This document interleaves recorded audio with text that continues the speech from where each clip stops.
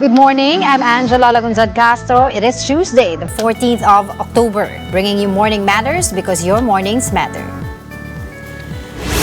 Following the series of earthquakes in Visayas and Mindanao, there is increased talk about the big one in Luzon. However, DOST Secretary Renato Solidum stated that Metro Manila is still unprepared should this powerful earthquake occur. The House of Representatives has approved on its third and final reading the 6.79 trillion peso budget for the upcoming year. The votes were 287 in favor, 12 against, and 2 abstentions. And Malacanang expressed concern over Davao City Congressman Pulong Duterte's vow of retribution against those behind his father's arrest. The congressman made the statement after the International Criminal Court or ICC rejected former President Rodrigo Duterte's plea for interim release. Welcome to our program Morning Matters, where we talk about the issues you need to know for the rest of your day. Now, first on the agenda, Laguna has suspended face-to-face classes in all public and private schools from October 14 to 31 as a precaution against possible earthquakes linked to the West Valley Fault. Governor Sol Aragones said the move was based on data and consultations with disaster officials. She emphasized that student safety comes first, noting that lost school days can be recovered, but lives cannot be replaced. During the suspension, students will shift to online and modular learning. Ang lilipas na mga araw na walang klase o walang online classes ay pwede pa nating hamulin yan. Pero ang buhay ng tao isa lang, hindi na pwedeng maibalik pa. Ang sinasabi nga po ng marami, ang bagyo ay pwede mo mapaghandaan.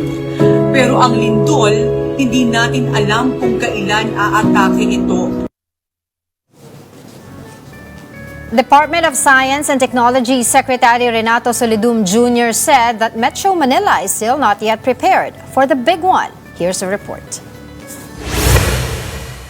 Over the past 2 weeks, a series of strong earthquakes has shaken different parts of the country. Among them are the magnitude 6.9 quake in Bogos City, Cebu, and the magnitude 7.4 and 6.8 earthquakes in Manay, Davao Oriental.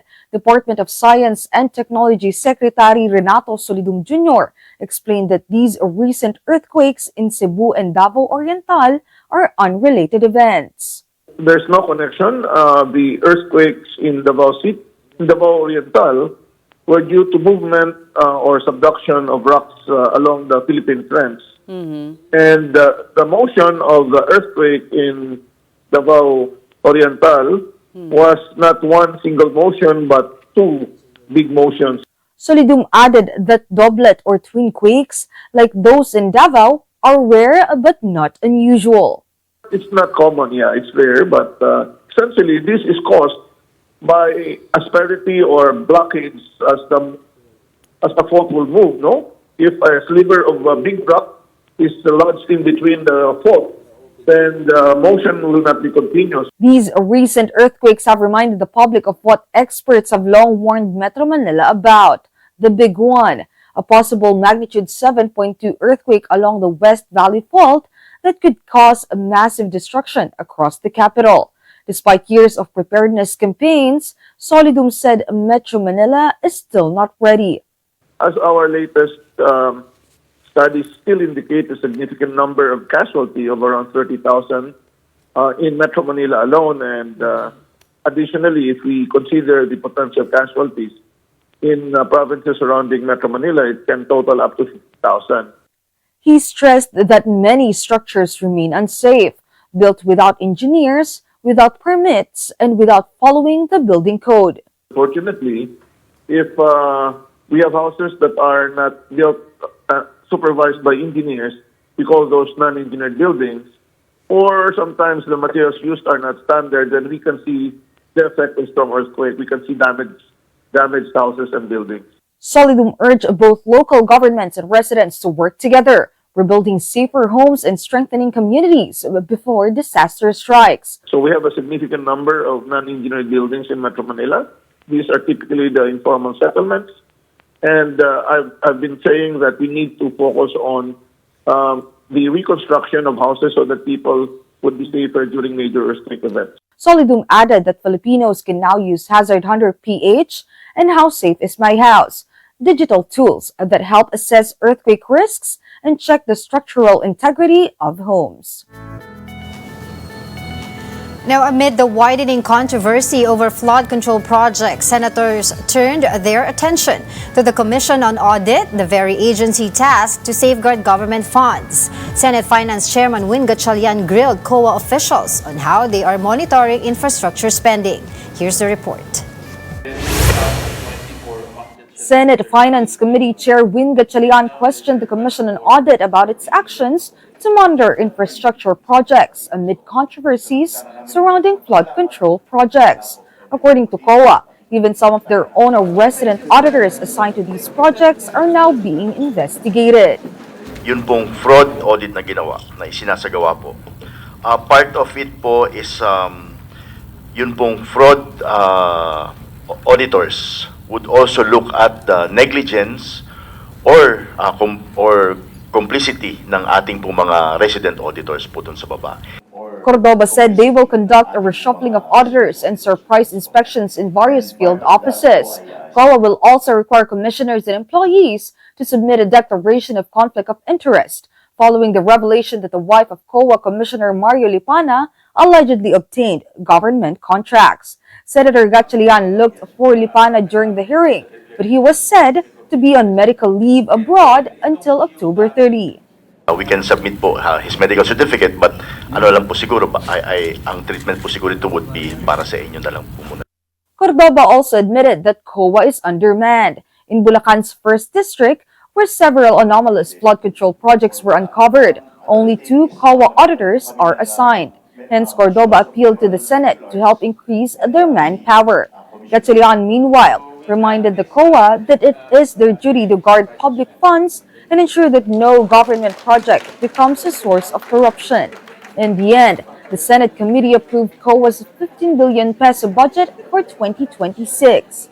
Last week, the Senate also revisited reports on allegedly overpriced farm-to-market roads, which Senator Gatchalian once investigated, especially in the Bicol region, the bailiwick of former Congressman Zaldico, and in Eastern Visayas, home province of late the 1st District Representative Martin Romualdez. However, House Deputy Speaker Ronnie Puno warned that this might be a demolition job against Romualdez.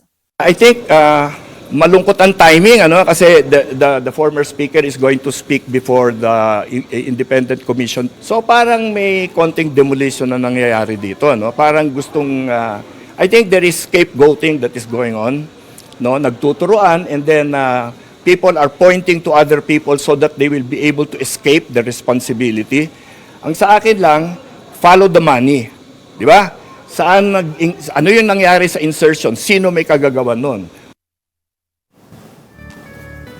Now, in other news, the camp of Senator Cheese Escudero has asked the COMELEC for an extension until Wednesday to answer a show cause order over an alleged campaign donation from a contractor.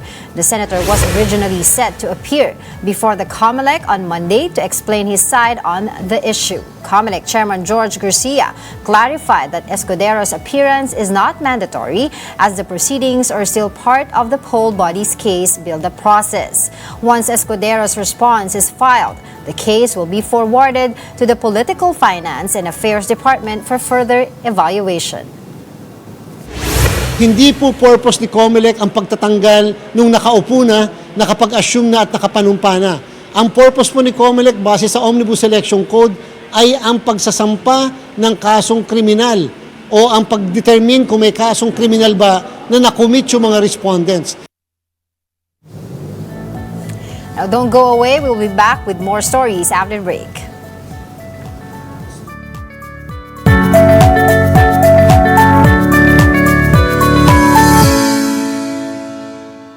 Good morning, I'm Angela Lagunsad Castro, and here on Morning Matters, we talk about the most pressing issues and give you the context behind the headlines.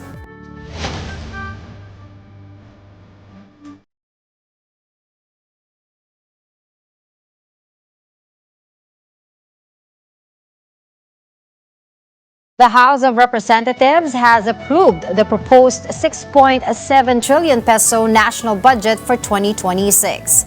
A total of 287 lawmakers voting in favor, 12 against, and 2 abstaining, even as concerns linger over the inclusion of unprogrammed funds. Speaker Boji D said the measure ensures transparency and accountability, while Appropriations Chair Micaela Swansing called this year's budget process unprecedented, citing reforms that opened proceedings to civil society observers. Still, critics said Congress missed the call of the times. Akbayan Representative Chel Jokno, who voted no, said the budget fails to support education, improve health care, or end corruption. Hindi sapat ang suporta sa ating kabataan, lalo na sa gitna ng lumalalang krisis sa edukasyon. Ayon mismo sa DepEd, kulang tayo ng 165,000 classrooms.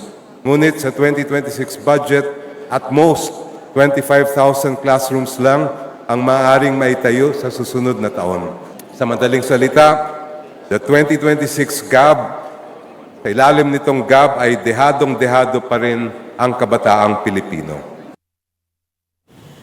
Now, joining us today is Akbayan Party List Representative Chel Jokno, one of the 12 lawmakers who voted against the proposed national budget for 2026. Good morning and welcome to the program, Kong.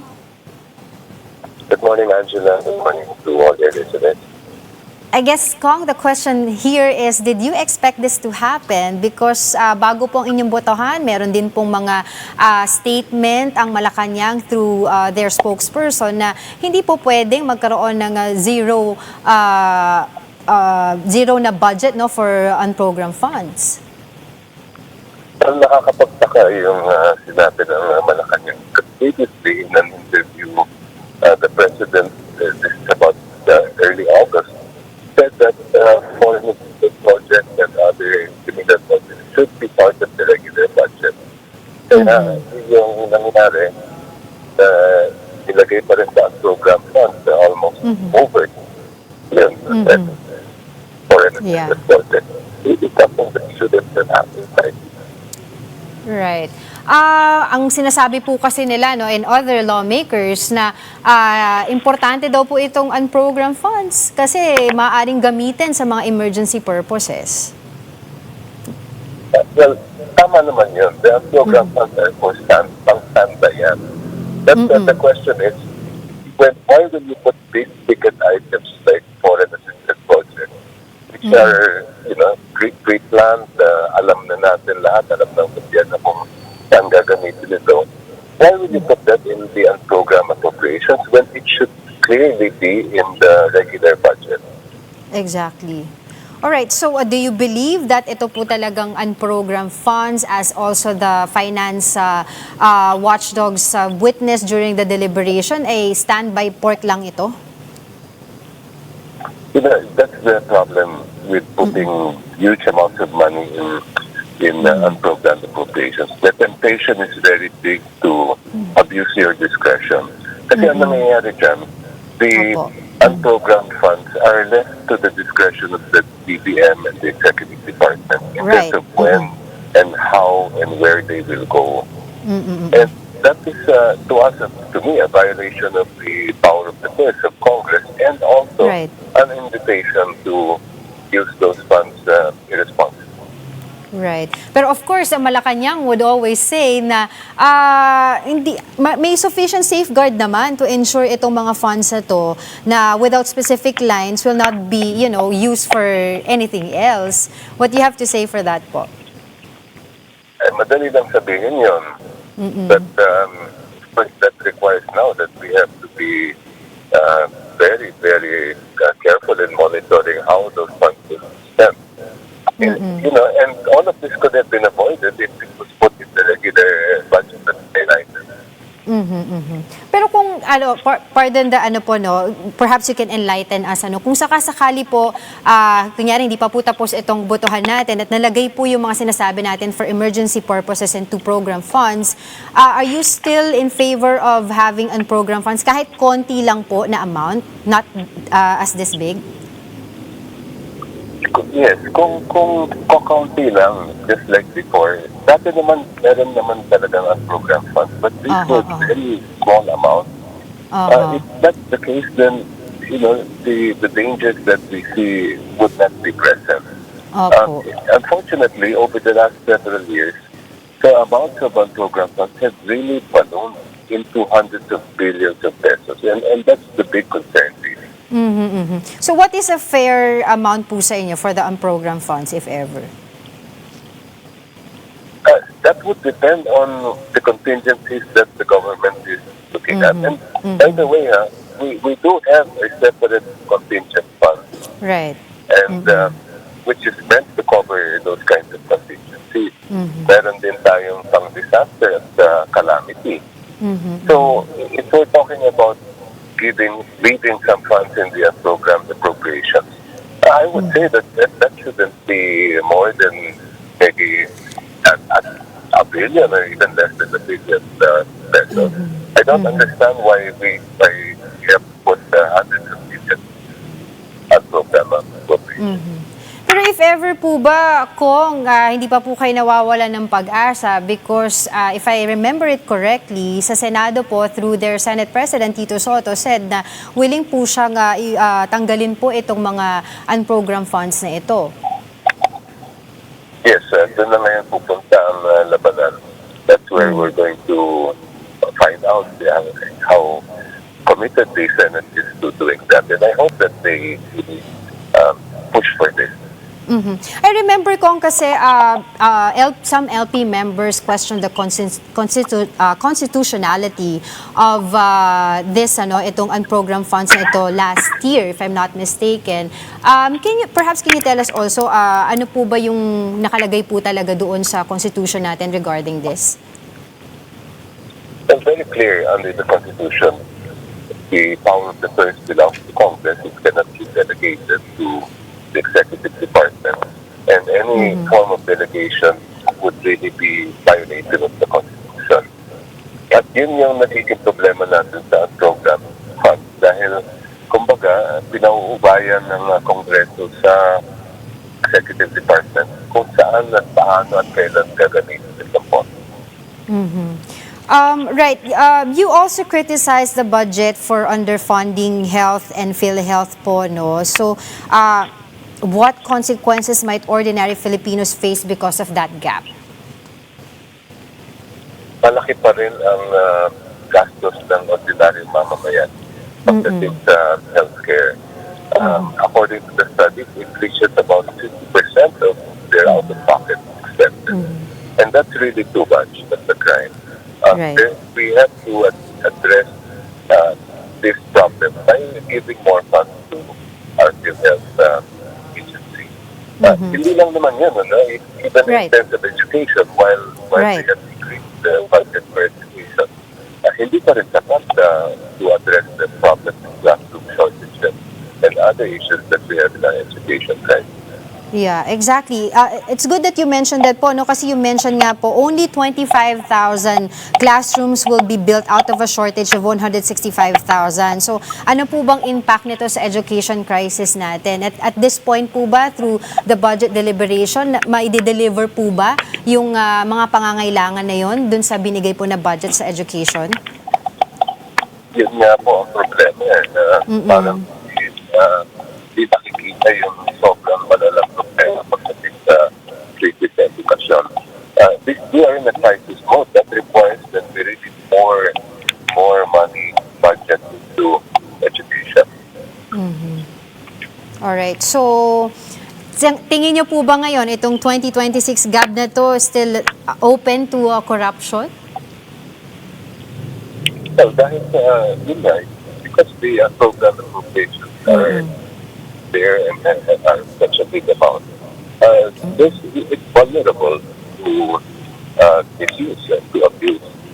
Yun yung isang bagay na kailangan natin bantayan. Alright. So, what happens now? Antayin na lang po muna tayo ng BICAM. Ganun po. So far, sa Kongreso, online side, tapos na yung budget po.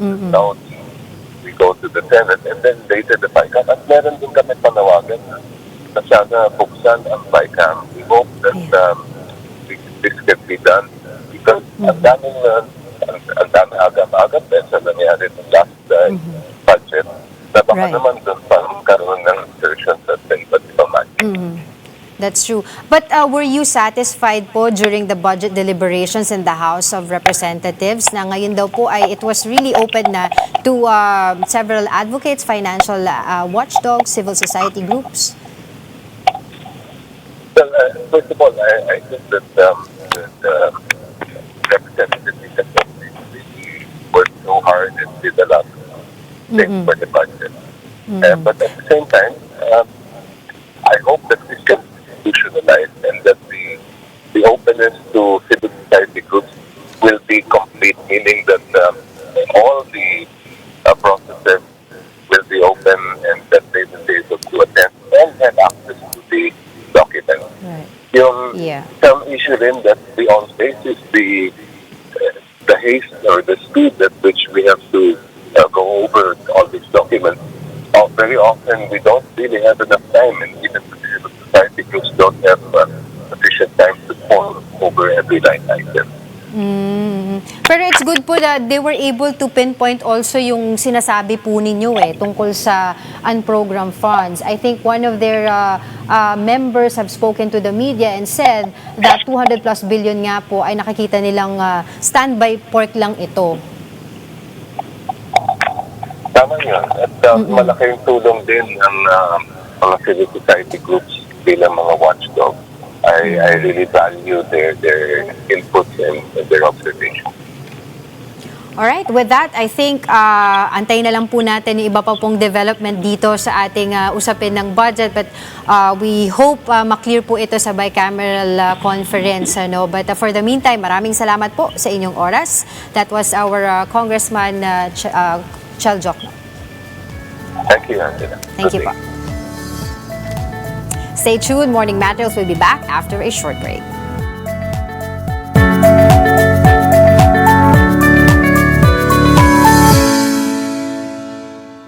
Welcome back. You're still watching Morning Matters here on One News. Congressman Kiko Barzaga arrived late to his House Ethics hearing on Monday. Barzaga admitted that he stayed up late playing computer games. He is facing allegations of violating the Code of Conduct for public officials over controversial social media posts. The House Ethics Committee had convened a sub-panel to try to settle the National Unity Party's complaint against him.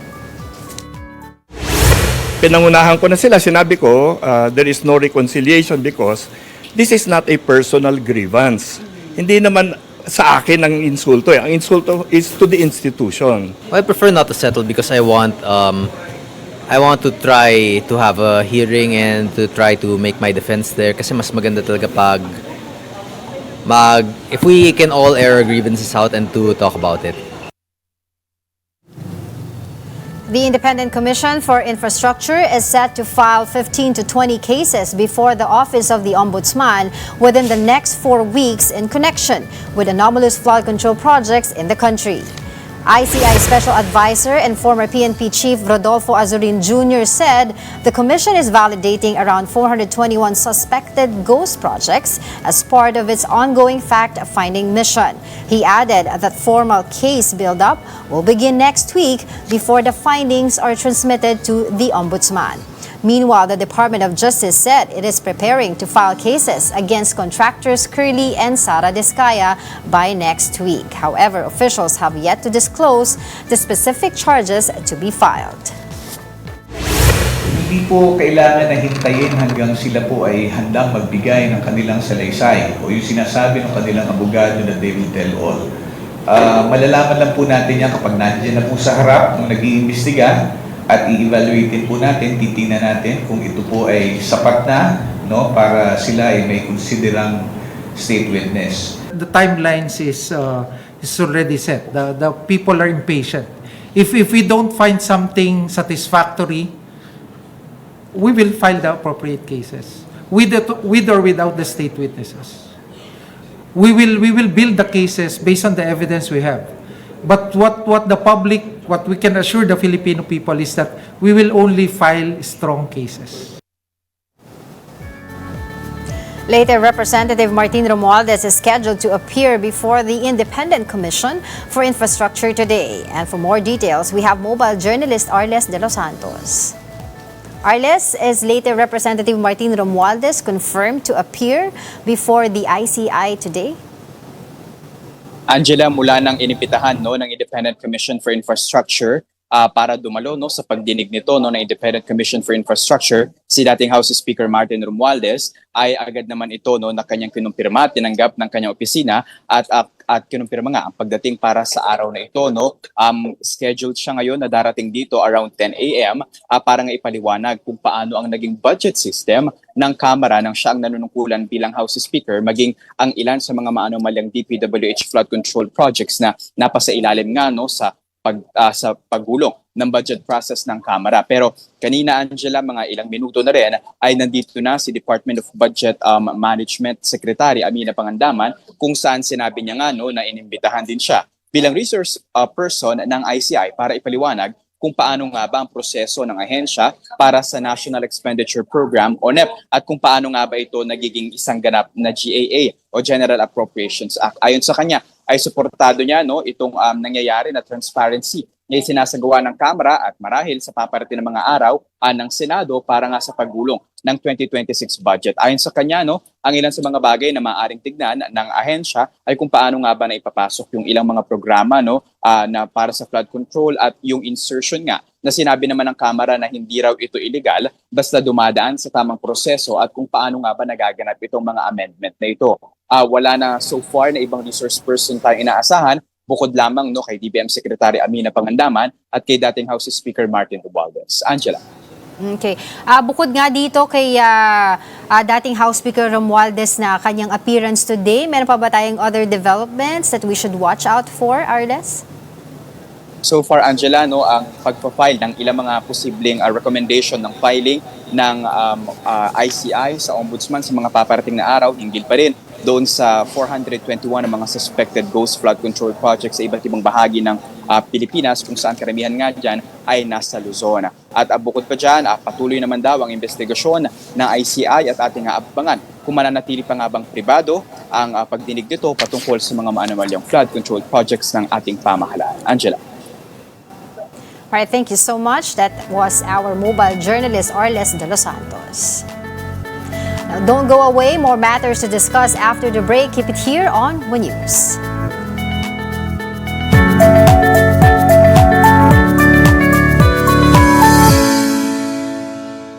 Welcome back. You're still watching Morning Matters here on One News. Malacanang is reminding Davao City 1st District Representative Paulo Duterte that the Philippines is a civilized society governed by law. This came after the younger Duterte warned he would go after those who allegedly kidnapped his father, former President Rodrigo Duterte, following the International Criminal Court's rejection of the elder Duterte's bid for interim release. Palace Press Officer Undersecretary Claire Castro said Filipinos should not live in fear or under threats, stressing that the rule of law must prevail. Unang-una po, hindi po dapat tayo mabuhay sa mga pagbabanta. Tayo po ay nasa sinasabing civilized society at wala po tayo sa isang barbaric world. So dapat po tayong tumugon kung ano po ang rule of law at hindi po tayo dapat natatakot o lagi na lamang nabubuhay sa pananakot. Meanwhile, supporters of former President Rodrigo Duterte are urging the International Criminal Court or ICC pretrial chamber to be fair and humane in handling his case, stressing that Duterte is still an accused, not a convicted person. Duterte supporter Alvin Sarzate said they remain hopeful the appeals chamber will reverse the denial of Duterte's interim release, expressing confidence in the defense team's arguments. Sarzate also defended Vice President Sara Duterte, saying her remarks on Facebook Live were just a joke and should not have been used by the ICC in its decision. He added that the court should not rely on casual online statements and must focus instead on due process and justice. Pero para po sa akin, dapat po ang tingnan ng korte is on whether or not the human rights of the former president as an accused in this matter should be highlighted. Kasi naman, again, let me press on the fact na hindi naman niya tinatalikuran. He is even happy to, or he's not even afraid to face these charges hurled against him. You are supposed to be the International Criminal Court, and we are talking about a life of an accused, not a convicted person. So I think they should have exercised more careful approach. And to discuss the latest developments in former President Rodrigo Duterte's case at the International Criminal Court, we are joined by ICC Assistant to Counsel, Attorney Cristina Conti. Good morning, Attorney. Thanks for joining. Yes, good morning. Alright, so siguro una muna, ano yung reaction mo, Attorney, dito sa supporter ni former President Rodrigo Duterte na si Alvin Zarzate, yung mga comments niya that VP Sara's remarks should not be used as a basis for the ICC's interim release decision? Well, I think this is misguided. First, because the ICC looks at the entirety of the context. Yung detention niya, ang standard of proof is that it does appear that detention is necessary. And with that, everything within the context is included. Hindi lang yung sasabihin na nating akusado. Actually, right now, Angela, the term is suspect. He's a suspect, not even an accused, kasi there are no charges yet. But nonetheless, there is a finding that there is reasonable basis to believe that he has committed crimes. And it appears to be necessary that he should stay in detention. This appearance goes into what he says, what he does, and what all those around him do. And to be frank, that includes Duterte supporters. Although it is not hinted at or mentioned in the decision, you know, the actions of the Duterte supporters are also concerning to the ICC. And it's very crucial what they say. Yung isang punto na I would even say this particular supporter has parroted and carried is that Duterte has been kidnapped. And for the ICC, that is an indication that they are repudiating the jurisdiction of the ICC. Kasi pag sinabi mong kinidnap ka, edi kapag nakalaya ka, kahit temporarily, hindi mo nagugustuhin bumalik pa dun sa nangidnap sa'yo. And therefore, this indicates that they do not recognize the legitimacy of the proceedings. They have to keep their story straight. So do you also believe, Attorney, na yung mga interviews and statements of the Duterte camp, specifically the Vice President and of course other siblings, ay nag-backfire din yan doon sa naging desisyon ng ICC? Oh yes, and rightfully so. The ICC will consider everything, as I mentioned. The entire context will be considered, and considering that the president or former president was allegedly in cahoots with Sara Duterte in the Davao Death Squad. Si Sara Duterte ay hindi lang naman simpleng mamamayan o simpleng anak na ngayon lang nakita. Siya ay tinuturing nga na prinsesa ng DDS. For a time, she or Rodrigo Duterte was in charge of Davao where the killings were happening. Within the scope of the ICC case, that's 2011 to 2016, sila ang namamayagpag dyan, Vice Mayor or Mayor ng Davao, either one of them. At yung participation in the DDS is by virtue of your position, not only as mayor or vice mayor, but your position in the Duterte family. And therefore, the position right now, the ICC also mentioned this, the position of Baste Duterte is crucial as well.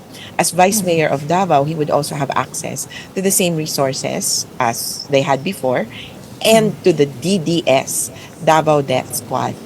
Wag na po tayong siguro malilito kasi they tried to subvert the idea of the DDS na Duterte diehard supporters ito. Right. We're talking here about the Davao Death Squads who committed the crime. But also the ICC, in the question for interim release, will have to look into the acts of the Duterte diehard supporters as well. Kasi yung the mere fact that you could joke na itakas na lang si Duterte is really concerning. Kasi ang daming supporter na nandyan at 24 hours yata nakapalibot sila dun sa detention facility. Right. And I think at some point, kasi di ba parang nagsabi rin si Vice President Sara Duterte no, na bawal na kami magbigay ng mga interviews. And I think that was an advice from their counsel because of, eto nga, maaring gamitin against them. Precisely, so they knew that. Actually, I would even say that the jail guards would have told them, this is in the regulations. Whoever visits a detainee would have to be kumbaga briefed as to what you can do, what you can talk about, etc. I'm pretty sure they knew that they could not discuss things that were mentioned during the detention. In the earlier videos, binabanggit na nila yun eh. Right, na, right, sorry, right. hindi namin pwedeng pag-usapan. Pero sasabihin ko sa inyo, okay siya. Later on, naging absoluto na halos. Na parang hindi na namin pwedeng pag-usapan. So it's not just the legal team. It's also the detention officials. Which is also why, I'm sorry, I'm going to bring up the issue of Hanilet Avancenia, who was, I think, banned from leaving. Well, Attorney Kaufman, Nicholas Kaufman is correct. He has no power to ban a person from visiting a detainee. It's only the detainee himself who can say, who can ban someone, or the detention facility officials if they see this person as a threat to security. Right. So if ever niyan, of course, hindi naman si President Duterte magbaban sa kanya. It's the facility, most probably. Right? Ako, i-open ko muna yung possibility. Kumbaga, hindi ko alam eh. So Pero the only talking- people who could have banned her. Right. Right. Pero why do you think, though, this I will have to ask you again, and I'm sure, why do you think na they would they know the legalities of everything, of the consequences of the things that they would say and do, pero somehow they would still push yung brand pa rin nila na, you know, hindi kami susunod? Well, one, they have to play to an audience. They have to play to their supporters who are always expecting an update when they leave the detention facility. They're outside asking for updates. They have to talk to their supporters all over the world. And second, this is the mark, and why do they say this? This is the mark of entitlement. Kung alam mong hindi ka naman mananagot dun sa mga sinasabi mo, kung alam mong hindi naman, kahit pasabihin ko to, hindi naman ako papakialaman eh, or hindi naman ako maaabot. Kumbaga parang untouchable. Ganun kasi ang kalakaran sa Davao, ganun ang kalakaran sa Pilipinas nung naging presidente na sila. Kahit ano pang sabihin nila, kahit magmura sila. At ito nga dito kay Pulong Duterte, kay Congressman, talagang pagbabanta. Sanay sila na nakakalusot sila. They can get away with anything. Kaya katulad ng mga Nepo babies, di ba? Na hindi nila alam. There is a lack of self-awareness. Hindi nila alam kung anong gagawin after the incident. At in fact, yung iba pa, biglang nakikita mo, nag-Japan pa pala. Their only world, their only universe is that of entitlement. And therefore, they're having a hard time adjusting to the new circumstances. Okay, so, well, we're talking about backfire, no? Ito, idagdag ko pa yung, nakasama ba yung Senate resolution also, urging the ICC na i-house arrest na lamang ito si former President Duterte due to humanitarian reasons? The Senate resolution was discussed on September 30th, I think, end of the week. Pero apparently, the decision was dated September 26th. 2 weeks after lang natin nalaman. And I would say it was not even considered in the decision. But now I'm thinking, it could go, or it was trying to go into the appeal. But unfortunately, again, I would have to raise, huyo ang Senado sa ICC. Lalo na, they have no relations. The Senate is in the legislative branch of a non-member state. Right. Paano yan officially mapapaabot? And then second, the contents itself is problematic. Does it talk about facts? Is there any medical report attached to the resolution? There is none. So clearly, this is just mere political posturing, and therefore cannot be considered when the court is considering facts and evidence. Okay, let's say hypothetically, sabihin ng Senate or ng Pilipinas natin through its Senate, balik tayo sa ICC and gawin nila ito through their appeal. Would that matter at that point? No, not even, because this is a case and the only parties to be heard are Right. the prosecution, the defense, and the parties. The victims. Technically, the member states could also weigh in through the Assembly of States parties. And the only question to be asked of members, in a sense, would be, would you be willing to host him? If the Senate statement or sense for house arrest also includes a commitment from the Philippine government that we are willing to host him, that we are willing to abide by the conditions, and if we break any of the conditions, we will take on the consequences, Okay. then maybe it will be considered. But as of now, the Senate appears to be acting like a defense counsel even for Rodrigo Duterte. Right, right. Alright, so what happens now, attorney? Alam ko may appeal pa rin sa kabila ang defense. Is it likely, meron pa tayong mga precedent before na yung ganitong mga klaseng desisyon ay na-overturn? I would say malabo na. In fact, I would say that the defense has moved on to the other issue. They're actually focusing on the other issue, which would that be of competency, yung fitness to stand trial. Right. Kaya dapat daw ma-adjourn na yung proceedings. So, they're now focusing on the adjournment request, and the court is now currently qualifying experts. In a sense, this one is mas malaki yung premyo, kumbaga. This one has weightier consequences dahil kapag sinabing unfit to stand trial, the proceedings will be adjourned. The case will be archived. At technically, hindi siya lalaya. Yun naman yun eh. Medyo may problema lang dahil kung sabihin na hindi siya fit to stand trial, lalaya na ba siya? Hindi rin. Kasi may problema siya. And he would have to be committed to either a hospice, a hospital, or a care home probably para masagot yung kalagayan niya.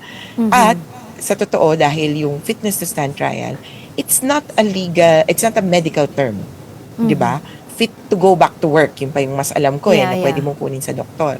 Eksperto ang makapagsasabi kung unfit to stand trial ka.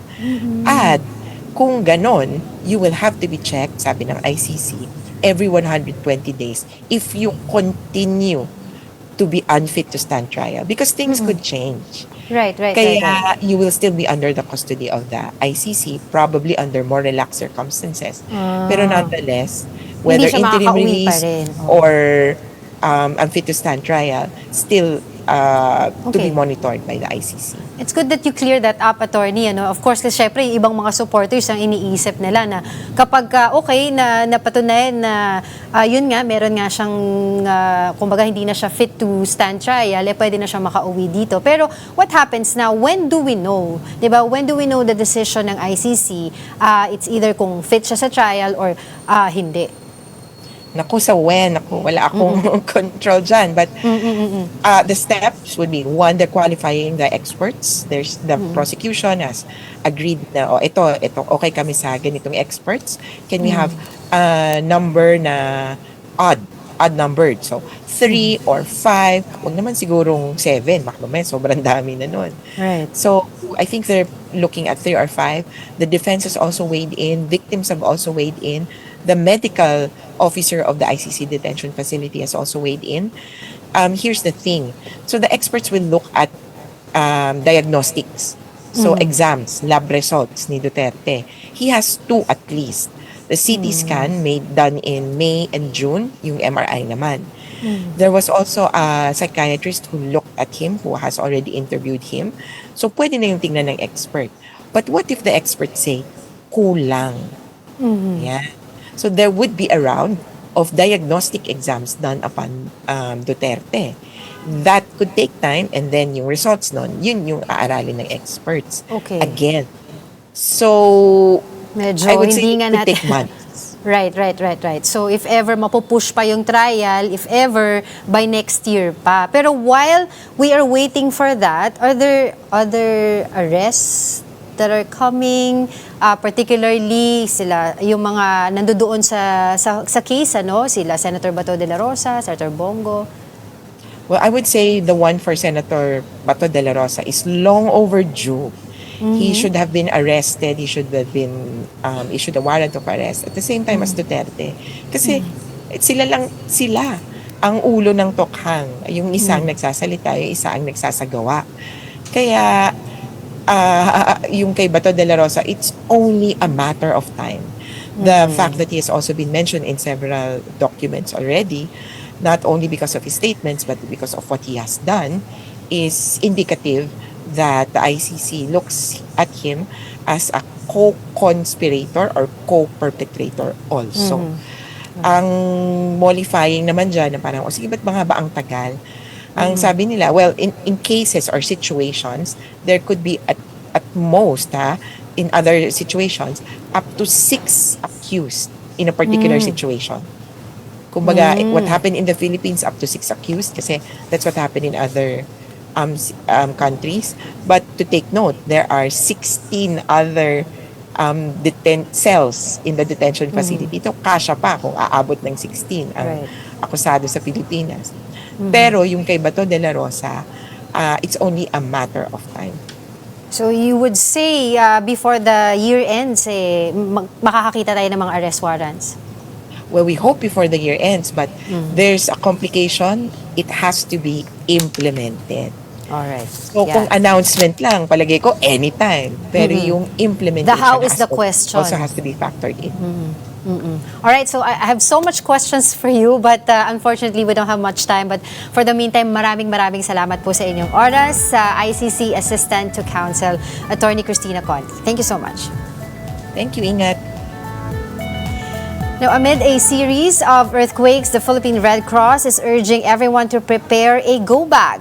Red Cross Secretary General Gwen Pang said having a ready bag can save lives during disasters when rescue and relief operations may take days to arrive. Each go bag should include canned food, water, first aid supplies, maintenance medicines, hygiene kits, flashlight, and important documents sealed in plastic. Pang also reminded the public to check the bag every 3 to 6 months to replace expired items. Wala na pong oras. Speed is the name of the game. So very important na grab and go. Bitbitin mo na lang. Yan po yung ating purpose ng paghahanda. So kung hindi, talagang magsasuffer tayo, magugutom tayo, magkakasakit dahil wala tayong extra mga pangailangan pagdating ng emergency.